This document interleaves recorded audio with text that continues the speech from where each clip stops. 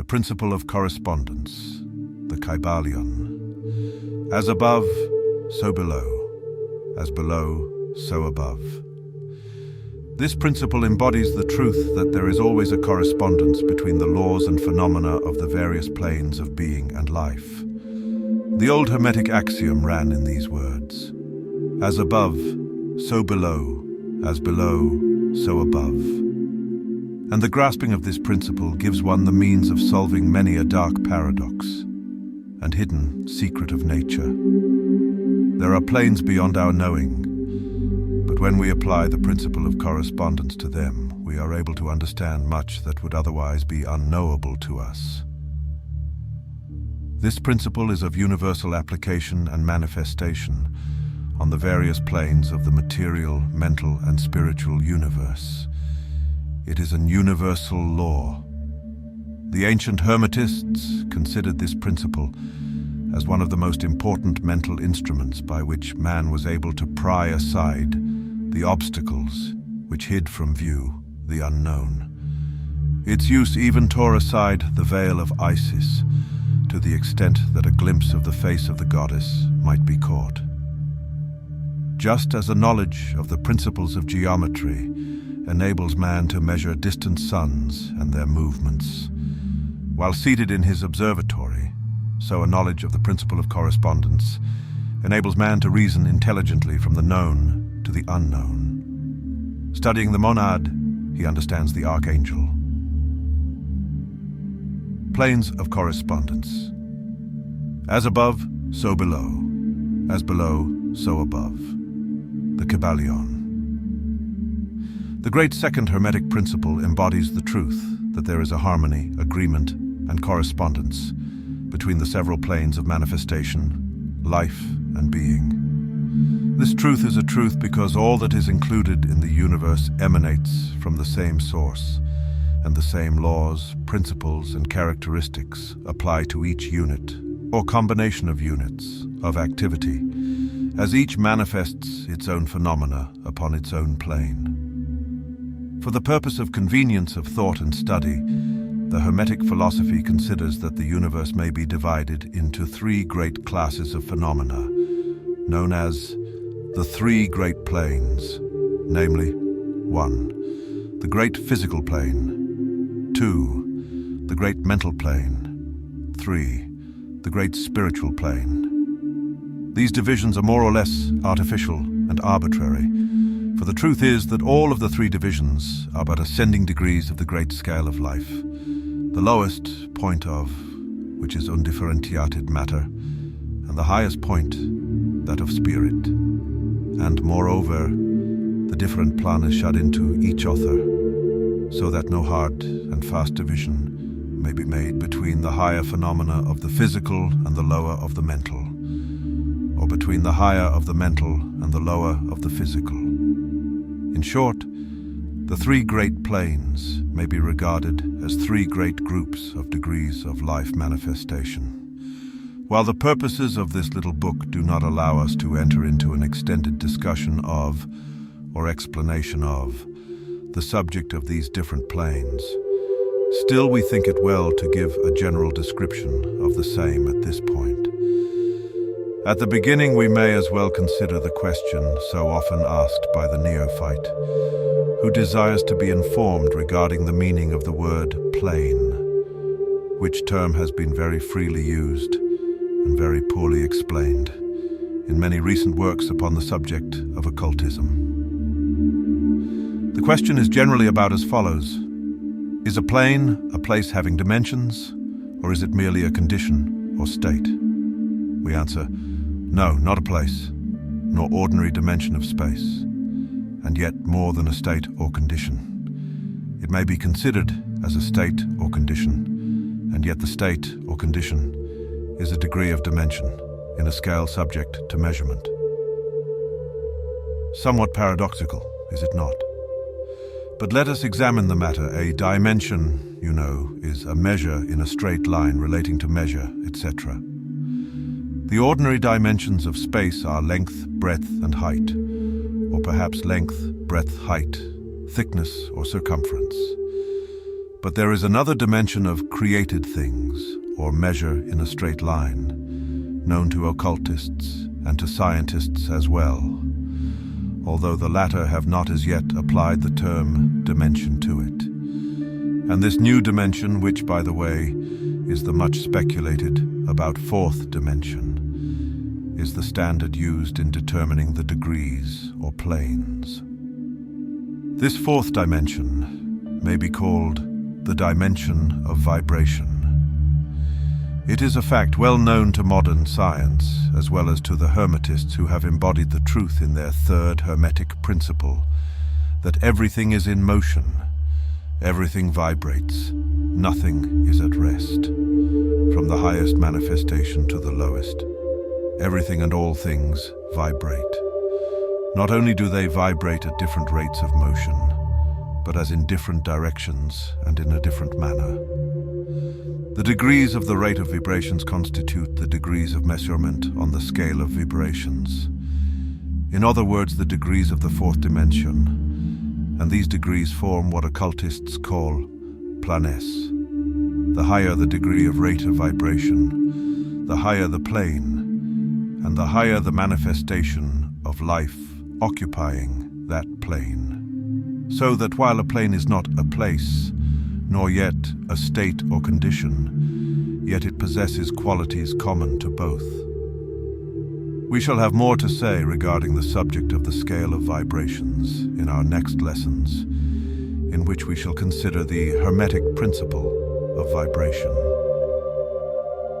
You will kindly remember, however, that the three great planes are not actual divisions of the phenomena of the universe, but merely arbitrary terms used by the Hermetists in order to aid in the thought and study of the various degrees and forms of universal activity and life. The atom of matter, the unit of force, the mind of man, and the being of the arch. Angel are all but degrees in one scale, and all fundamentally the same. The difference between solely a matter of degree and rate of vibration. All are creations of the All, and have their existence solely within the infinite mind of the All. The Hermetists subdivide each of the three great planes into 7 minor planes, and each of these latter are also subdivided into 7 subplanes, all divisions being more or less arbitrary, shading into each other, and adopted merely for convenience of scientific study and thought. The great physical plane and its 7 minor planes is that division of the phenomena of the universe, which includes all that relates to physics, or material things, forces, and manifestations. It includes all forms of that which we call matter, and all forms of that which we call energy or force. But you must remember that the Hermetic philosophy does not recognize matter as a thing in itself, or as having a separate existence, even in the mind of the All. The teachings are that matter is but a form of energy, that is, energy at a low rate of vibrations of a certain kind. And accordingly, the Hermetists classify matter under the head of energy, and give to it 3 of the 7 minor planes of the great physical plane. These 7 minor physical planes are as follows. 1. The plane of matter, A. 2. The plane of matter, B. 3. The plane of matter, C. 4. The plane of ethereal substance. 5. The plane of energy, A. 6. The plane of energy, B. 7. The plane of energy, C. The plane of matter, A, comprises the forms of matter in its form of solids, liquids, and gases, as generally recognized by the textbooks on physics. The plane of matter, B, comprises certain higher and more subtle forms of matter of the existence, of which modern science is but now recognizing, the phenomena of radiant matter, in its phases of radium, etc., belonging to the lower subdivision of this minor plane. The plane of matter, C, comprises forms of the most subtle and tenuous matter, the existence of which is not suspected by ordinary scientists. The plane of ethereal substance comprises that which science speaks of as the ether, a substance of extreme tenuity and elasticity, pervading all universal space, and acting as a medium for the transmission of waves of energy, such as light, heat, electricity, etc. This ethereal substance forms a connecting link between matter, so-called, and energy, and partakes of the nature of each. The Hermetic teachings, however, instruct that this plane has 7 subdivisions, as have all of the minor planes, and that, in fact, there are 7 ethers instead of but 1.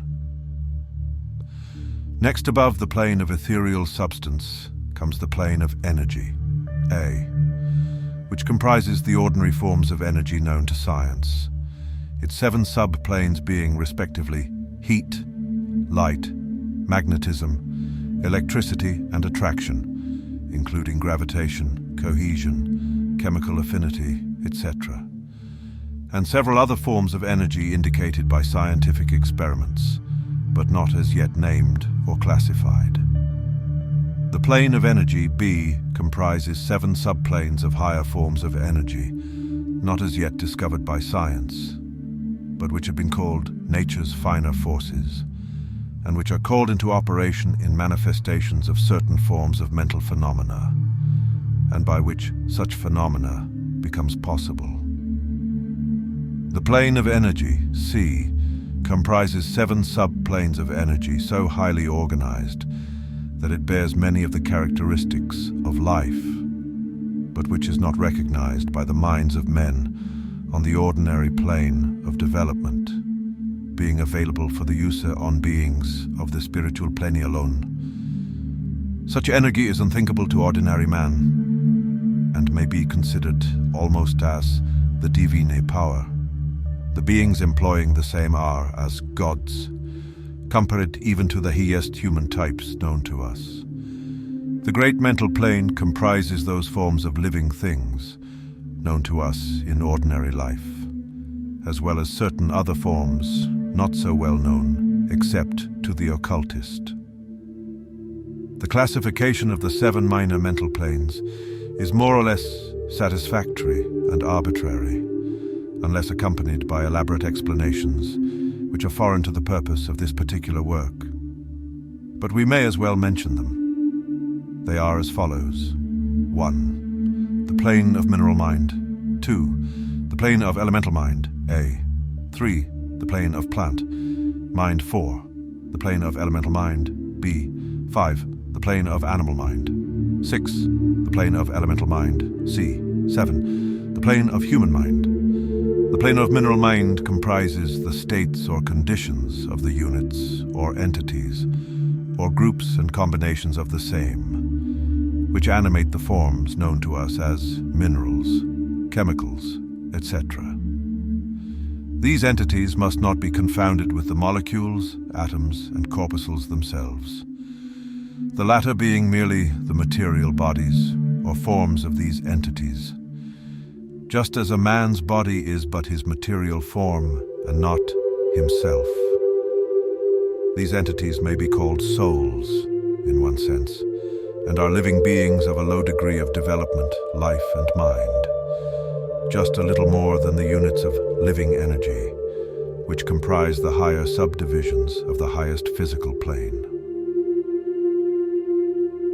The average mind does not generally attribute the possession of mind, soul, or life to the mineral kingdom, but all occultists recognize the existence of the same, and modern science is rapidly moving forward to the point of view of the Hermetic in this respect. The molecules, atoms, and corpuscles have their loves and hates, likes and dislikes, attractions and repulsions, affinities and non-affinities, etc. And some of the more daring of modern scientific minds have expressed the opinion that the desire and will, emotions and feelings of the atoms differ only in degree from those of men. We have no time or space to argue this matter here. All occultists know it to be a fact, and others are referred to some of the more recent scientific works for outside corroboration.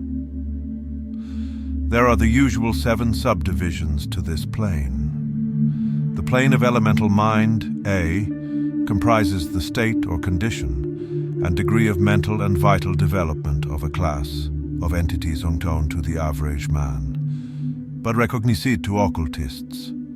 They are invisible to the ordinary senses of man, but nevertheless exist and play their part of the drama of the universe.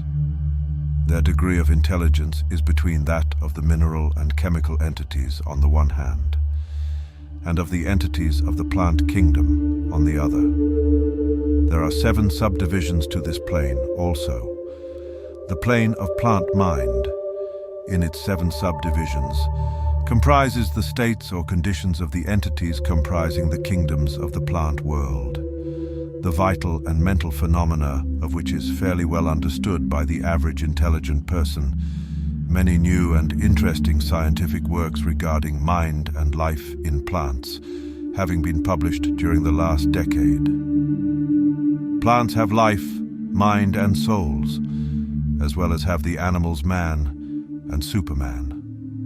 The plane of elemental mind, B, in its 7 subdivisions, comprises the states and conditions of a higher form of elemental or unseen entities, playing their part in the general work of the universe, the mind and life of which form a part of the scale between the plane of plant mind and the plane of animal mind, the entities partaking of the nature of both. The plane of animal mind, in its 7 subdivisions, comprises the states and conditions of the entities, beings or souls, animating the animal forms of life familiar to us all. It is not necessary to go into details regarding this kingdom or plane of life, for the animal world is as familiar to us as is our own. The plane of elemental mind, C, in its 7 subdivisions comprises those entities or beings, invisible as are all such elemental forms, which partake of the nature of both animal and human life, in a degree and in certain combinations. The highest forms are semi-human in intelligence. The plane of human mind, in its 7 subdivisions, comprises those manifestations of life and mentality, which are common to man in his various grades, degrees, and divisions. In this connection, we wish to point out the fact that the average man of today occupies but the 4th subdivision of the plane of human mind, and only the most intelligent have crossed the borders of the 5th subdivision. It has taken the race millions of years to reach this stage, and it will take many more years for the race to move on to the 6th and 7th subdivisions and beyond. But remember that there have been races before us which have passed through these degrees and then on to higher planes. Our own race is the 5th, with stragglers from the 4th, which has set foot upon the path. And then there are a few advanced souls of our own race who have outstripped the masses, and who have passed on to the 6th and 7th subdivision, and some few being still further on. The man of the 6th subdivision will be the Superman. He of the 7th will be the Overman. In our consideration of the 7 minor mental planes, we have merely referred to the 3 elementary planes in a general way. We do not wish to go into this subject in detail in this work, for it does not belong to this part of the general philosophy and teachings. But we may say this much, in order to give you a little clearer idea of the relations of these planes to the more familiar ones. The elementary planes bear the same relation to the planes of mineral, plant, animal, and human mentality and life that the black keys on the piano do to the white keys. The white keys are sufficient to produce music, but there are certain scales, melodies, and harmonies in which the black keys play their part, and in which their presence is necessary. They are also necessary as connecting links of soul condition, entity states, etc., between the several other planes, certain forms of development being attained therein. This last fact giving to the reader who can read between the lines a new light upon the processes of evolution and a new key to the secret door of the leaps of life between kingdom and kingdom. The great kingdoms of elementals are fully recognized by all occultists, and the esoteric writings are full of mention of them. The readers of Bulwer's Sanoni and similar tales will recognize the entities inhabiting these planes of life. Passing on from the great mental plane to the great spiritual plane, what shall we say? How can we explain these higher states of being, life, and mind to minds as yet unable to grasp and understand the higher subdivisions of the plane of human mind? The task is impossible. We can speak only in the most general terms. How may light be described to a man born blind? How sugar to a man who has never tasted anything sweet? How harmony to one born deaf? All that we can say is that the 7 minor planes of the great spiritual plane, each minor plane having its 7 subdivisions, comprise beings possessing life, mind, and form, as far above that of man of today as the latter is above the earthworm, mineral, or even certain forms of energy or matter. The life of these beings so far transcends ours that we cannot even think of the details of the same. Their minds so far transcend ours that to them we scarcely seem to think, and our mental processes seem almost akin to material processes.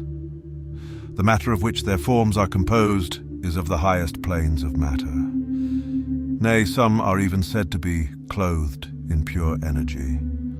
What may be said of such beings? On the 7 minor planes of the great spiritual plane exist beings of whom we may speak as angels, archangels, demigods. On the lower minor planes dwell those great souls, whom we call masters and adepts. Above them come the great hierarchies of the angelic hosts, unthinkable to man, and above those come those who may without irreverence be called the gods. So high in the scale of being are they, their being, intelligence, and power, being akin to those attributed by the races of men to their conceptions of deity. These beings are beyond even the highest flights of the human imagination, the word divine being the only one applicable to them. Many of these beings, as well as the angelic host, take the greatest interest in the affairs of the universe and play an important part in its affairs. These unseen divinities and angelic helpers extend their influence freely and powerfully in the process of evolution and cosmic progress. Their occasional intervention and assistance in human affairs have led to the many legends, beliefs, religions, and traditions of the race, past and present. They have superimposed their knowledge and power upon the world, again and again, all under the law of the All, of course. But yet, even the highest of these advanced beings exist merely as creations of and in the mind of the All, and are subject to the cosmic processes and universal laws. They are still mortal. We may call them gods, if we like, but still they are but the elder brethren of the race, the advanced souls who have outstripped their brethren, and who have foregone the ecstasy of absorption by the All, in order to help the race on its upward journey along the path. But they belong to the universe, and are subject to its conditions.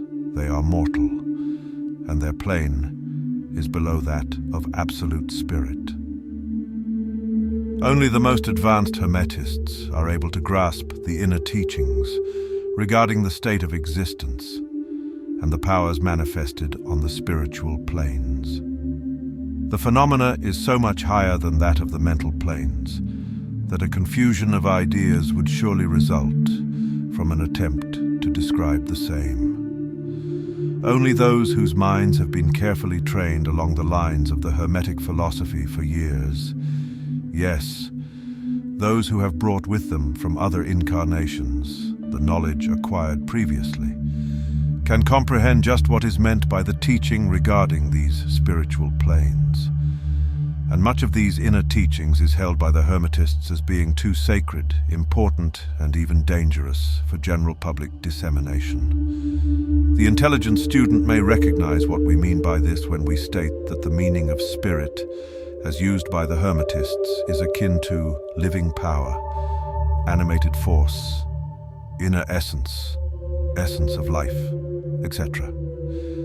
Which meaning must not be confounded with that usually and commonly employed in connection with the term, i.e., religious, ecclesiastical, spiritual, ethereal, holy, etc., etc. To occultists, the word spirit is used in the sense of the animating principle, carrying with it the idea of power, living energy, mystic force, etc. And occultists know that which is known to them as spiritual power may be employed for evil as well as good ends, in accordance with the principle of polarity, a fact which has been recognized by the majority of religions in their conceptions of Satan, Beelzebub, the devil, Lucifer, fallen angels, etc. And so the knowledge regarding these planes has been kept in the Holy of Holies in all esoteric fraternities and occult orders, in the secret chamber of the temple. But this may be said here, that those who have attained high spiritual powers and have misused them have a terrible fate in store for them. And the swing of the pendulum of rhythm will inevitably swing them back to the furthest extreme of material existence, from which point they must retrace their steps, spiritward, along the weary rounds of the path, but always with the added torture of having always with them a lingering memory of the heights from which they fell, owing to their evil actions. The legends of the fallen angels have a basis in actual facts, as all advanced occultists know. The striving for selfish power on the spiritual planes inevitably results in the selfish soul losing its spiritual balance and falling back as far as it had previously risen. But to even such a soul, the opportunity of a return is given, and such souls make the return journey, paying the terrible penalty according to the invariable law. In conclusion, we would again remind you that according to the principle of correspondence, which embodies the truth, as above, so below, as below, so above. All of the 7 Hermetic Principles are in full operation on all of the many planes, physical, mental, and spiritual. The principle of mental substance, of course, applies to all the planes, for all are held in the mind of the all. The principle of correspondence manifests in all, for there is a correspondence, harmony, and agreement between the several planes. The principle of vibration manifests on all planes. In fact, the very differences that go to make the planes arise from vibration, as we have explained. The principle of polarity manifests on each plane, the extremes of the poles being apparently opposite and contradictory.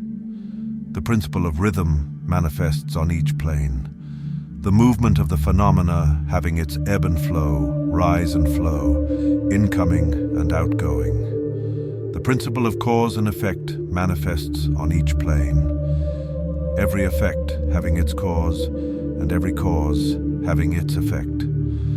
The principle of gender manifests on each plane, the creative energy being always manifest and operating along the lines of its masculine and feminine aspects. As above, so below. As below, so above.